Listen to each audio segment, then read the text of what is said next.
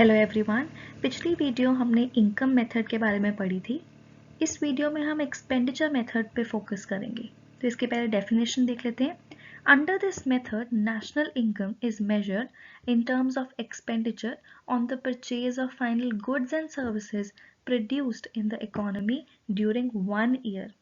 तो इसका मतलब ये है कि फाइनल गुड्स या अगर हम खर्चे को हम ऐड कर दें तो हमें नेशनल इनकम मिल जाएगी। इसका मतलब यह है कि अगर एक बंदे का खर्चा है तो दूसरे की क्या होगी, इनकम। फॉर एग्जाम्पल, अगर आप मेरे पास ट्यूशन पढ़ने के लिए आते हो तो वो आपके लिए खर्चा है, बट मेरे लिए वो क्या है, इनकम है। तो एक बंदे का खर्चा, दूसरे की क्या हुई, इनकम। अब हम देख लेते हैं इसके कॉम्पोनेंट्स। फर्स्ट है फाइनल कंजम्पशन एक्सपेंडिचर, जिसमें पहला पार्ट है प्राइवेट फाइनल कंजम्पशन एक्सपेंडिचर।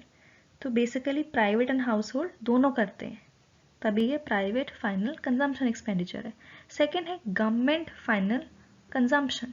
तो गवर्नमेंट जो भी फाइनल कंजम्पशन करती है वो भी इसमें आती है। B part gross domestic capital formation.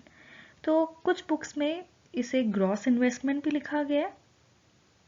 Basically total investment economy में कितनी हुई, वो किसका पार्ट है, ग्रॉस डोमेस्टिक कैपिटल फॉर्मेशन का। तो इसका फर्स्ट है gross domestic fixed capital formation, जिसके हम फिक्स्ड इन्वेस्टमेंट भी कहते हैं। फर्स्ट है बिजनेस फिक्स्ड इन्वेस्टमेंट, सेकंड है गवर्नमेंट फिक्स्ड इन्वेस्टमेंट, थर्ड है investment on residential construction by households. तो अगर हम ए बी एंड सी इन तीनों पार्ट्स को ऐड कर दें तो हमारे पास क्या आएगा, फिक्स्ड इन्वेस्टमेंट। तो अगर पेपर में आपको ये तीनों दिए हैं तो आप इजीली फिक्स्ड इन्वेस्टमेंट निकाल सकते हो, आपको पता है कि कैसे इसको यूज करना है। सेकेंड पार्ट इसमें है चेंज इन स्टॉक, इसको हम क्या कहते हैं, इन्वेंट्री इन्वेस्टमेंट। तो चेंज इन स्टॉक का फॉर्मूला है closing stock minus opening stock.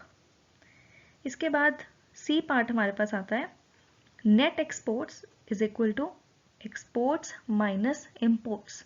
तो एक्सपोर्ट्स को हम एक्स से डिनोट करते हैं और इंपोर्ट्स को हम यूजली एम से डिनोट करते हैं, ये आप आगे फॉर्मूलाज में देखोगे। नेक्स्ट है फाइनल कंजम्पशन एक्सपेंडिचर, जिसमें क्या आता है प्राइवेट एंड गवर्नमेंट एक्सपेंडिचर, ये मैंने राइट साइड लिखा हुआ है, plus gross domestic capital formation, इसमें आता है फिक्स्ड एंड इन्वेंट्री। इसमें अगर हम ऐड कर दें नेट एक्सपोर्ट्स तो हमारे पास क्या आएगा, GDP at MP, gross domestic product at market price. अब जीडीपी एट एमपी, इसमें अगर हम डेप्रिसिएशन डिडक्ट कर दें या माइनस कर दें तो हमारे पास आ जाएगा NDP at MP, net domestic product at market price, plus NFY. इनको ऐड करके हमारे पास आ जाएगा NNP at MP, net national product at market price, minus NIT. NIT है यहाँ पे नेट इनडायरेक्ट टैक्सेस, इसका फॉर्मूला हम पहले भी कर चुके हैं, इनडायरेक्ट टैक्सेस माइनस सब्सिडीज। तो इन दोनों को डिडक्ट करके हमारे पास आ जाएगा NNP at FC and ultimately हमारा नेशनल इनकम का फॉर्मूला निकल आएगा। इसके बाद हम आगे देख लेते हैं कि क्या क्या प्रिकॉशंस हैं जो हमें ध्यान में रखनी है जब हम एक्सपेंडिचर मेथड करें। First, only final expenditure is to be taken into account to avoid error of double counting. तो इंटरमीडिएट नहीं लेना इसमें ताकि डबल काउंटिंग ना हो। तो डबल काउंटिंग का कंसेप्ट हम आगे पढ़ेंगे। तो इसमें दोबारा मैं बताती हूँ, इसमें लिखा है only final expenditure is to be taken into account to avoid error of double counting. तो फाइनल एक्सपेंडिचर आएगा बट इंटरमीडिएट जो है वो हम नहीं कंसिडर करते। Second, expenditure on second hand goods is not to be included. तो जब भी हम फर्स्ट हैंड कोई भी कार कुछ भी खरीदते हैं तब उनका खर्चा जो है ऑलरेडी ऐड कर दिया गया था नेशनल इनकम में, तभी हम इसको सेकेंड हैंड गुड्स को यहाँ पे इनका जो एक्सपेंडिचर है उसको हम इंक्लूड नहीं करते।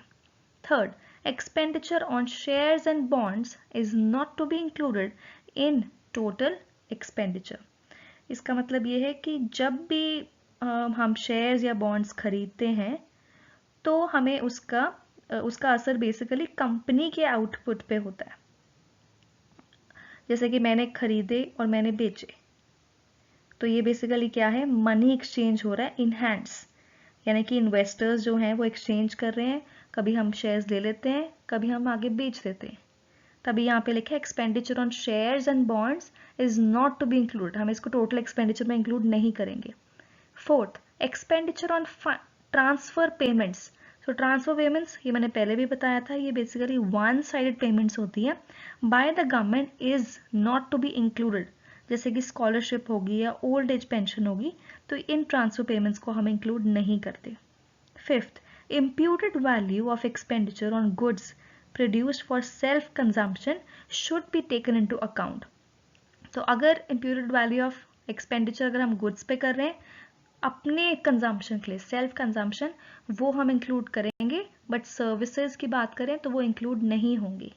तो ये कुछ प्रिकॉशंस हैं जो हम आगे फॉर्मूलाज में हमारी हेल्प करेगा। अब मैंने कुछ न्यूमेरिकल्स लिखे तो हम वो भी एक बार देख लेते हैं। क्वेश्चन है calculate GDP at MP and GDP at FC, और हमें क्वेश्चन में कई चीजें दी हुई हैं, gross investment, net exports, net indirect taxes, depreciation, NFY, private consumption expenditure, government purchases of goods and services. अब हम देख लेते हैं इसका आंसर, इसको कैसे सॉल्व करना है। तो पहले है जीडीपी एट एमपी, तो हमने पहले भी पढ़ा था कि इसमें क्या आता है, final consumption expenditure plus gross domestic capital formation plus net exports. तो जीडीपी एट एमपी ये हमने फर्स्ट स्लाइड में करा था कि इसमें क्या आएगा, private consumption expenditure plus government purchase of goods and services plus net exports. So question में हमें वैल्यूज दी हैं जीडीपी एट एमपी की 350 प्लस 100 प्लस 90 प्लस 10, तो हमारे पास वैल्यू आ जाएगी GDP at MP.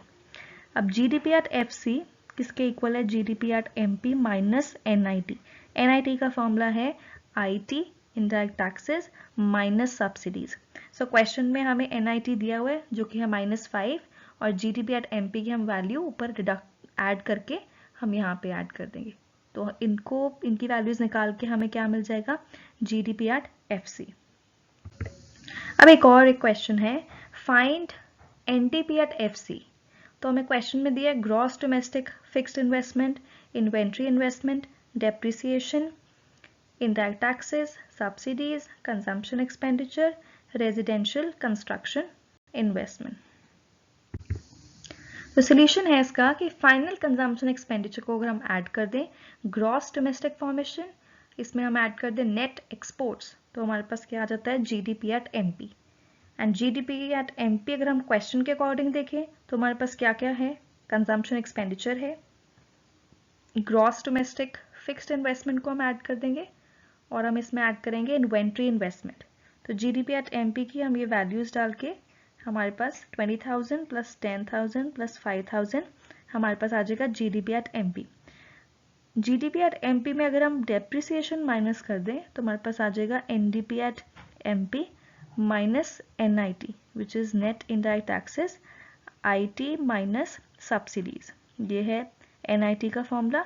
And ultimately last में हमारे पास आ जाएगा NDP eight FC, net domestic product eight factor cost.